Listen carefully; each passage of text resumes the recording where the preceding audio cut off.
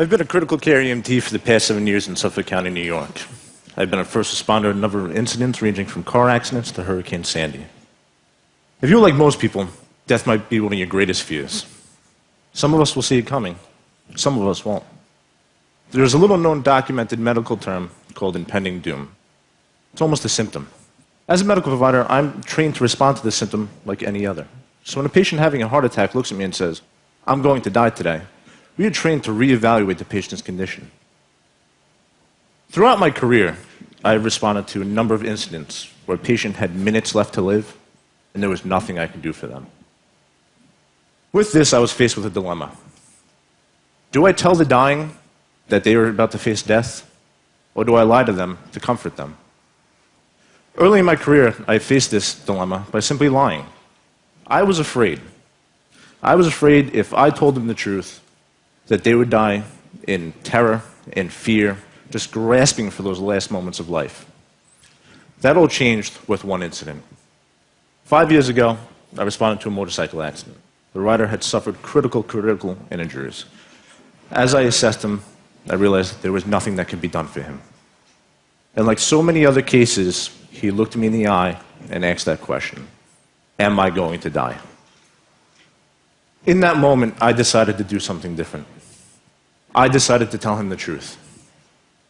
I decided to tell him that he was going to die and that there was nothing I could do for him. His reaction shocked me to this day. He simply laid back and had a look of acceptance on his face. He was not met with that terror or fear that I thought he would be. He simply laid there, and as I looked into his eyes, I saw inner peace and acceptance. From that moment forward, I decided it was not my place to comfort the dying with my lies. Having responded to many cases since then where patients were in their last moments and there was nothing I could do for them, in almost every case, they have all had the same reaction to the truth of inner peace and acceptance. In fact, there are 3 patterns I have observed in all these cases. The first pattern always kind of shocked me. Regardless of religious belief or cultural background, there's a need for forgiveness. Whether they call it sin or they simply say they have a regret, their guilt is universal. I had once cared for an elderly gentleman who was having a massive heart attack. As I prepared myself and my equipment for his imminent cardiac arrest, I began to tell the patient of his intimate demise. He already knew by my tone of voice and body language. As I placed the defibrillator pads on his chest, prepping for what was going to happen, he looked me in the eye and said, "I wish I had spent more time with my children and grandchildren instead of being selfish with my time." Faced with imminent death, all he wanted was forgiveness.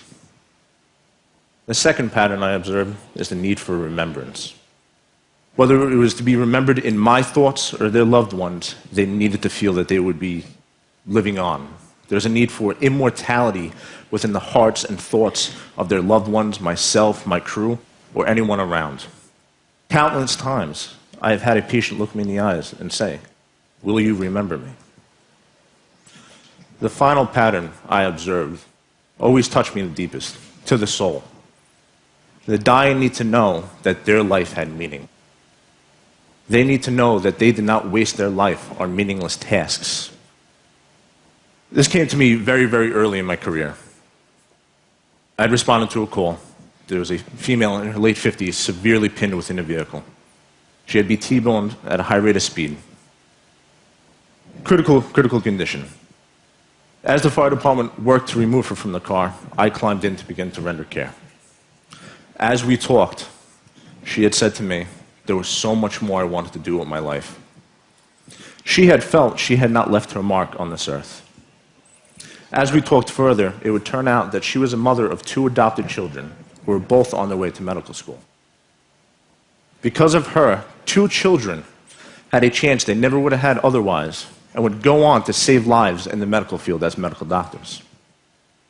It would end up taking 45 minutes to free her from the vehicle. However, she perished prior to freeing her.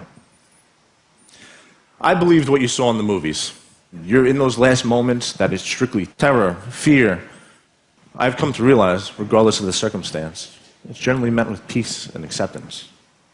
That is the littlest things, the littlest moments, the littlest things you brought into the world that gives you peace in those final moments. Thank you.